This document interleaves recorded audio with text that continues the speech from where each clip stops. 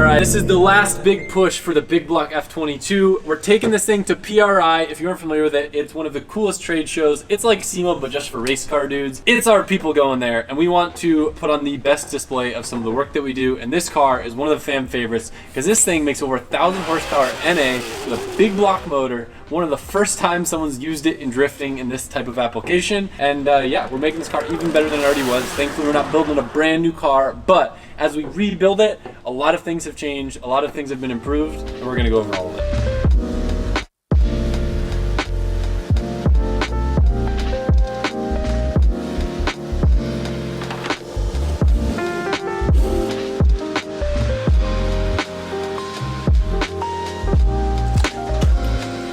You're not gonna mic all of us up. No, not all of us. Are you that close, Mike? You told me to get close, bro. Because of the noise. You hear the noise? Yeah. I'm not wearing the lab. No, he refuses to wear that. I won't wear it. Josh painted the bash bar. Yeah. There's that. How'd that come out?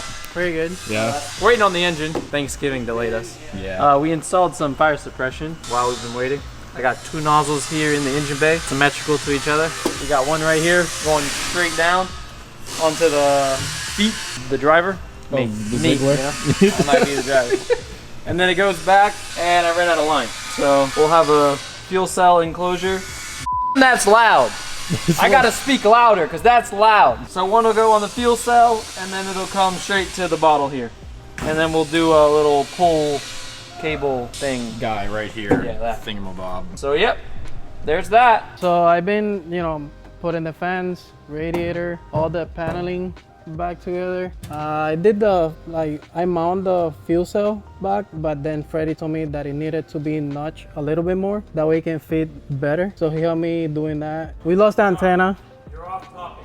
We lost the antenna, so we put something new. Nothing you did so Bro, exactly, bro. I did the subframe, so I mounted the subframe while everybody was having fun. Everything you've done. Everybody was having fun, so I've been doing this, and then You did the dry sump tank. That was cool. water pump. Fuel cell used to be back here, but I didn't want it back here because if Adam hit the wall, which he's really good at, the fuel cell will just fall out the car, and we don't want that. And for weight, so we moved the fuel cell up here, which is the same spot as the FD car. That gave some new challenges because Adam did not like the firewall here because he felt claustrophobic. Yeah. So the firewall ended up moving to back here. Then that required some rewiring of the rear PDMs. The PDMs had to get relocated here from here to here.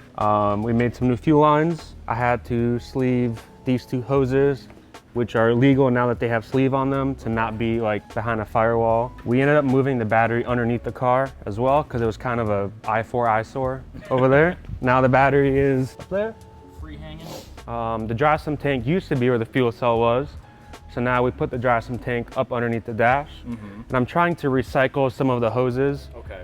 Because just when they get to real large sizes like this, it gets rather expensive. So the old suction line is now the vent line for the dry sump tank. Okay. So blah, blah, just trying to recycle a bit that I can. Cash. Everything else is kind of the same. I mean, some of the electronics had to get moved and none of this is hard done yet. So don't worry about it looking a bit sloppy right now.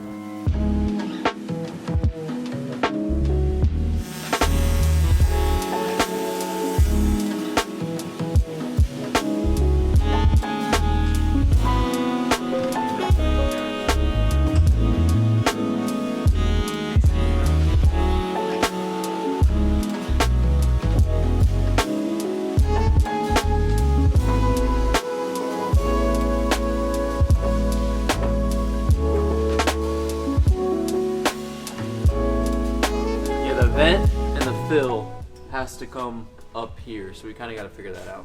Okay. Do you have different fittings for this? What you guys building? A lid here. Cover. A cover for the top of the fuel cell and pump. It's like regulation for I racing believe and it's more stuff. like rules, like if a line burst, he's not getting drenched in it. We used to have the firewall here. We don't like that. It was very intrusive. Yeah, you're like. So.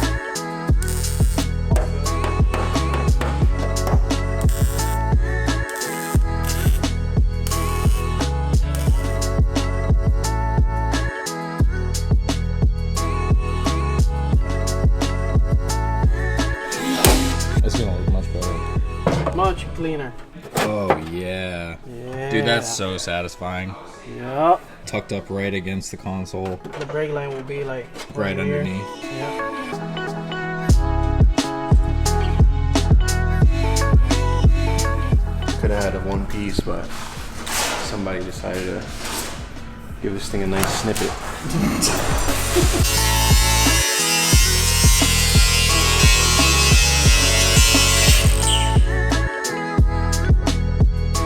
We're here with Joel, the Bailey table man. I don't know anything. I got notes. Exactly. So it's just a straight line. What's the point of the machine? Just manually do a straight line. Just manually do it. I'm just gonna press start and see what happens. All right.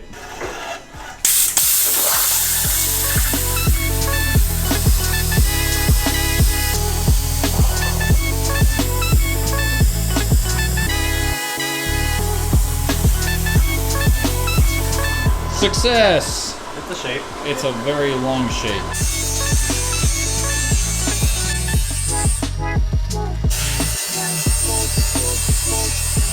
Centers from the inside. Once it's, I gotta weld like little tabs, but once it's bolted from the inside, then we make tabs here too. Just for the bolt on cap. Yeah. Cool. Oh yeah. Very nice. Looking good. As of now, came out pretty good. Oh yeah. Fun fact about the Big Block F22, it actually never had its own wheels. If you look at any of the photos, we were running the same wheels that we ran on the E36 competition car, and I wound up breaking and bending a few of them throughout the season. Therefore, it's time for the Big Block to get its own wheels.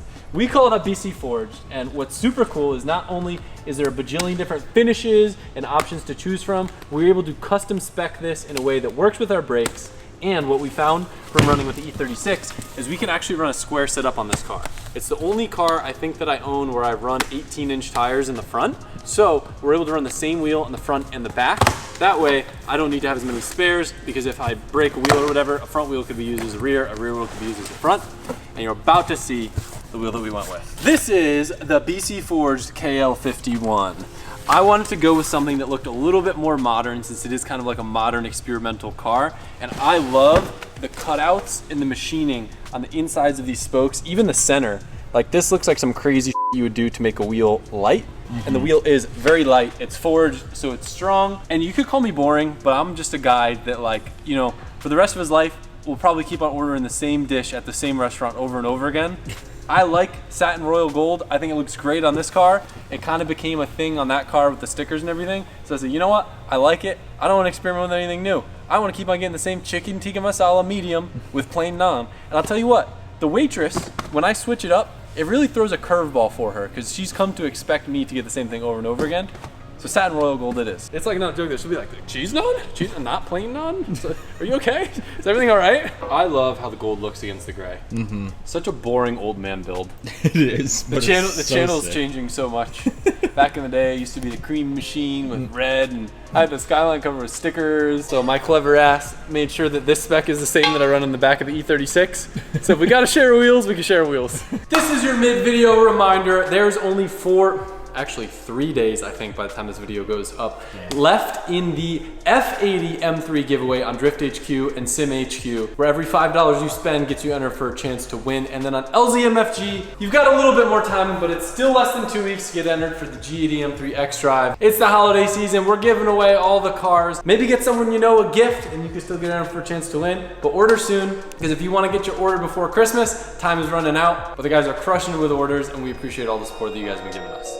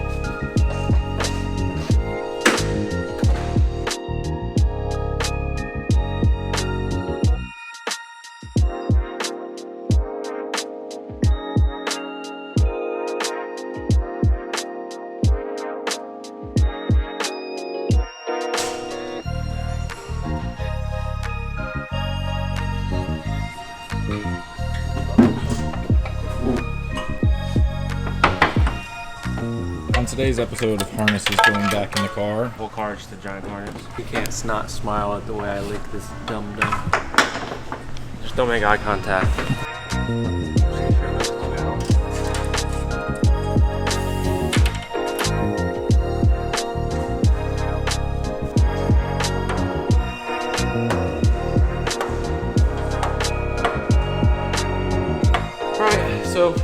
pretty happy with that. I feel like I could have raised it more. It's just super thick. Like I should probably go over it again, but I'd be scared of messing it up. So I'm gonna leave it at that, and then I'm gonna f around and do something a little spicier on the next one.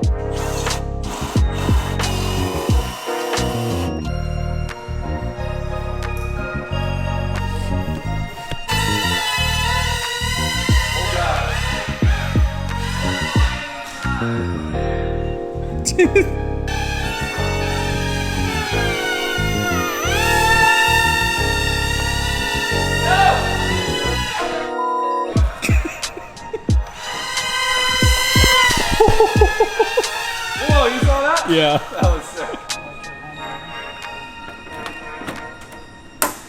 Gonna probably need to do a foam strip on that too, no? Obviously it can't be flush against it.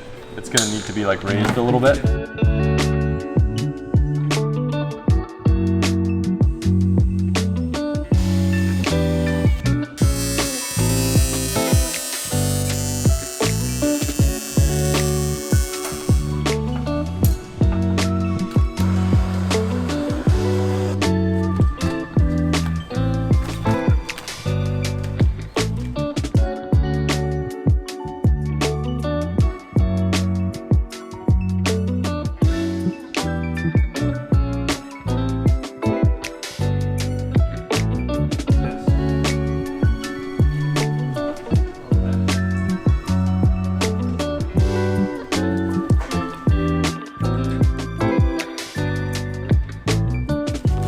Aha, candy. No. It's mine. No. Sean tried to eat it last time. Took the red one. The red one's the best flavor. All right, here's our pieces. Look at that. Oh, I didn't anodize them because there wasn't time. I remember now. Yep. But I got a couple of them, so we could use them in other places if we want. Came out pretty cool. I had to rework the design a little bit. Some of these cuts didn't come out the best. Like there's a little nubs and stuff, but maybe I can punch that out. These bridges though, I had too thin. So one option is this, and I can change the like base color of this, like with some powder coat, or I think this is the move. Leave it raw, let it ride like that. And then this will go right like that. It's not the same weave, like it's a little bit different, but I think that's the move. So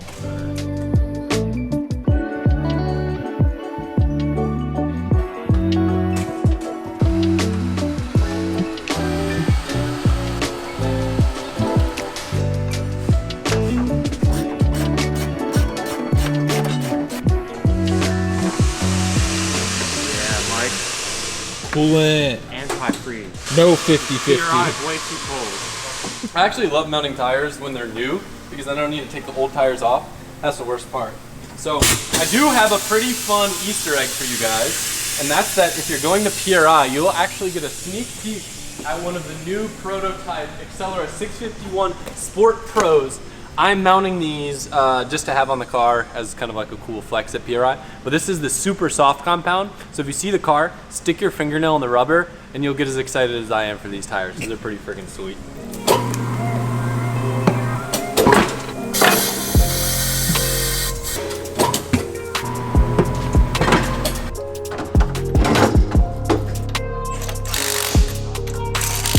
Hear a funny up. So there's like a minimum bridge thickness, which is these things when you're having something laser cut. Yeah. And they suggested using a circle to like move around in Illustrator to make sure the little bridges are good. So I made a circle, but I think I forgot to delete it because there's a random circle right here, which is right where the bridge in question was. So I think fun little Easter egg, I guess. I almost like it more now. Yeah. Because it's like, it's... See, as long as there's a story behind something, ups are okay, right?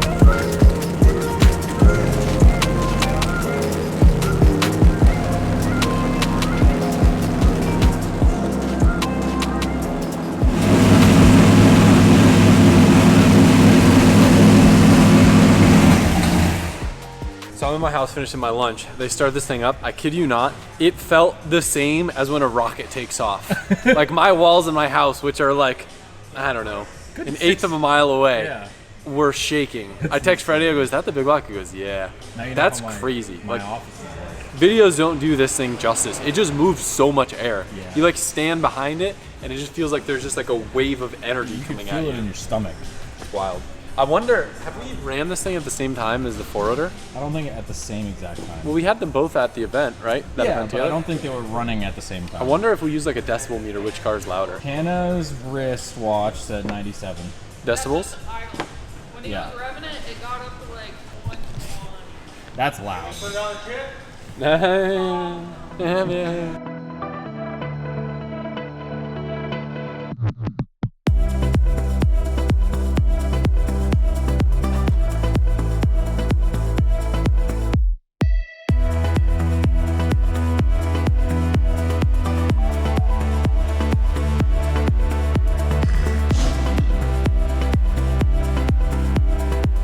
You guys are probably just as eager as we are to see what kind of power we make on the new updated motor. In case you didn't see Steve's video, we got 15-to-1 compression now. We've got a different rocker set up to make sure that it's good at high RPM. We got the new motor plate and a lot of other cool stuff on the chassis. I want to weigh it, I want to see what the car weighs, but I think we're gonna have to wait for another video for that. We did make the executive call not to dyno tune the new motor before PRI.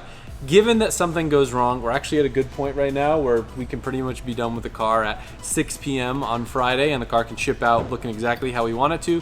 But if we put this thing on the dyno, we have an oil leak or something goes wrong, it then turns into a whole nother day project, last minute rush. Yep. We'll bring the car as is, it can drive in on its own. When it gets back, we'll take our time, tune it, and then we get to drive with the new motor setup. And I really want to know what it weighs in the scales, because I think we probably shed 50 to 100 pounds from the previous setup. That's crazy. The car went from, I would say, 4 or 5 out of 10 as like a race car quality to now it's like an 8 or a 9 out of 10. It's still a little rough around the edges. It's not a new car by any means. There's cracks in the carbon. It's been driven, but the chassis now is something that the guys can be really proud of. It looks sick. It's gonna drive sick. I think everyone here is gonna be very proud to see this thing sitting at PRI. And I'm stoked for a lot of you guys that may be there to see the car over at the Link ECU booth. So hope you guys enjoyed this one. There's a lot in this video. It's pretty jam-packed, but we'll see you soon. When you said,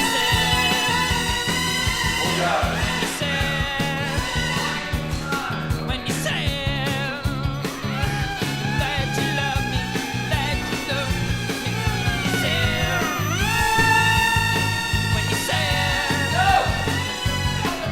said, Really? nobody knows you like Yeah.